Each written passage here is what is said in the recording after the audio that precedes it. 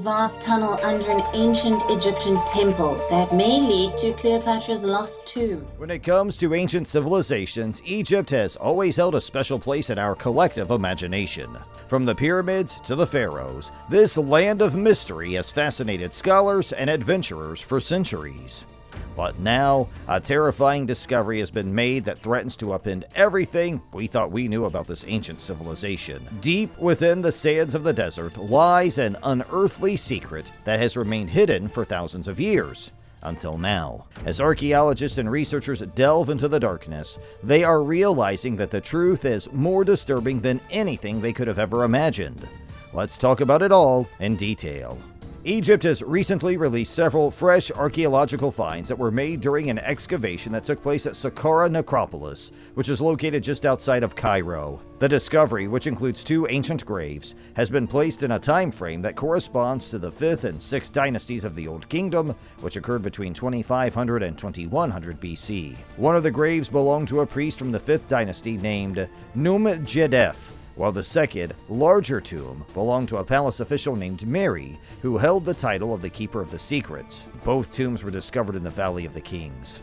The excavation crew came across several other priceless artifacts throughout their work, such as statues, amulets, and a sarcophagus that was in excellent condition. According to a member of the excavation crew, all the objects that were discovered during the dig were buried beneath an ancient stone enclosure that was located within the Saqqara Necropolis. These objects date back to the 5th and 6th dynasties of the Old Kingdom, and the well-known Egyptian archaeologist Zahi Hawass, who's also the head of the excavation, presented the fresh findings in the stone enclosure that is known as Gisir el-Mudir. I put my head inside to see what could be inside the sarcophagus, a beautiful mummy of a man completely covered with layers of gold, Hawass recalled. The Saqqara Necropolis may be found within the larger Memphis Necropolis, which also contains the well-known pyramids of Giza. In addition to the smaller pyramids, it can be seen at Abu Sir, Dashir, and Abu Ruwaish. In the 1970s, the archaeological remains of Memphis were designated as a UNESCO World Heritage Site. There has been a string of recent discoveries that have been reported by Egyptian authorities, and the revelation of the fresh finds at Saqqara is the latest in that string. Along with the ruins of an ancient Roman city, dozens of burial sites from the New Kingdom era, which date back to 1800 to 1600 BC, were discovered about 2 weeks ago near the southern city of Luxor. Using modern CT scans, a group of researchers from Cairo University made a separate announcement on the 24th of January in which they disclosed fresh information on a mummified teenage male who was discovered in 1916. Because the boy's body is covered in 49 amulets made of gold and valuable stones, the scans were able to determine that he most likely came from a wealthy family with a high social rank. In addition, the team was able to determine that the kid had not had a circumcision, which is unusual for mummies, and provides evidence that the adolescent may not have been Egyptian. This provides further proof that mummification was practiced by cultures other than Egyptians. 100 years after the discovery of King Tut's tomb, a team of researchers found multiple coffins, mummies, and artifacts, as well as a complex of interconnecting underground tunnels and the pyramid of an ancient Egyptian queen who had never before been identified. According to Egyptologist Zahi Hawass, who served as Egypt's previous state minister for antiquities, the group found out that her name was Neith, and according to the historical record, she has never been mentioned before. As a consequence of this, additional effort will be required to learn more about her rule and story. Saqqara is located roughly 30 kilometers south of Cairo and is where archaeologists have been conducting excavations. The recently unearthed cache of tombs and mummies may have belonged to some of King Tutankhamun's most trusted advisors and generals. The discovery of the unfinished pyramid of the child pharaoh, which was made in 1922, made headlines all around the world. The boy pharaoh ruled from approximately 1333 BCE until he died in 1323 BCE. During this excavation, the team also investigated a neighboring pyramid that belonged to Teti, the first pharaoh of Egypt's 6th dynasty, who ruled during that period. Teti was worshipped as a god in the New Kingdom, and everyone wanted to be buried alongside him, Hawass said in an interview with NBC News.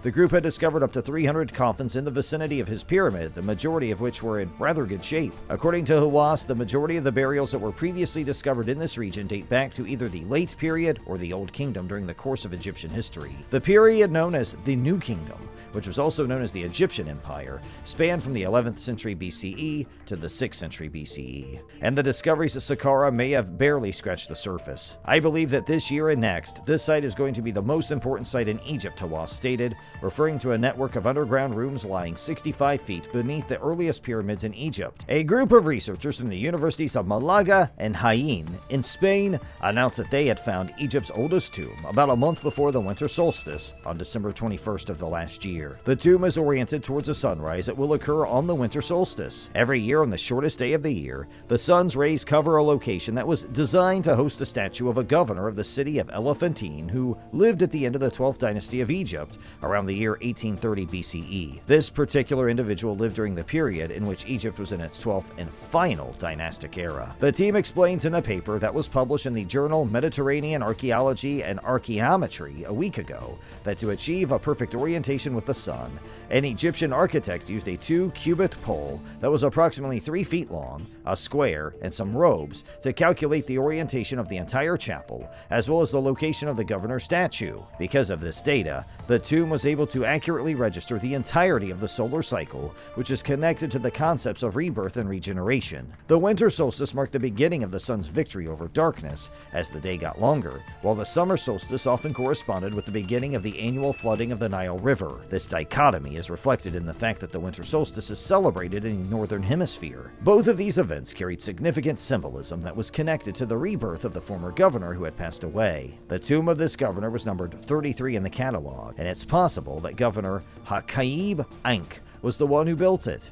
Between 2008 and 2018, it was the subject of an archaeological dig. Cheese that was 3,200 years old was unearthed in an ancient Egyptian tomb, and archaeologists have now determined what the ingredient was. According to the BBC, a study team discovered a solidified whitish mass on a collection of jars in the tomb of Tami, an important Egyptian official who lived in the 13th century BC. The finding was noteworthy since cheese had never been found in ancient Egypt before, and it is possible that the cheese residue identified was the earliest cheese residue ever found on Earth. This information was made public in an article that was published in the journal Analytical Chemistry. The material that was analyzed is probably the most ancient archaeological solid residue of cheese ever found to date, stated Dr. Enrico Greco from the University of Catania. To determine what the material was, Greco collaborated with other researchers at Cairo University in Egypt. We know that it was made mostly from sheep's and goat's milk, but for me, it's really hard to imagine a specific flavor, he added. According to cheese historian and chemistry professor Paul Keinstadt, who was interviewed by the New York Times,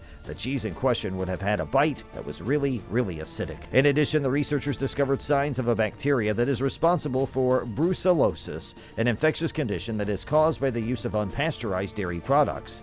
If the report is verified, it will be the oldest evidence of the disease that has been found to date and is still present. The tomb can be found at the Saqqara Necropolis, which is located close to Cairo. The tomb was found for the first time in 1885, but it was thought to have been lost due to shifting sands until it was rediscovered in 2010. Egypt revealed scores of fresh archaeological findings at a pharaonic necropolis just outside the capital city of Cairo, and these discoveries included the uncovering of 2 ancient tombs. The objects, which were discovered during an excavation that lasted for an entire year, were discovered beneath an ancient stone enclosure close to the Saqqara pyramids. According to the excavation team, they date back to the 5th and 6th dynasties of the Old Kingdom, which occurred roughly between 2500 and 2100 BC.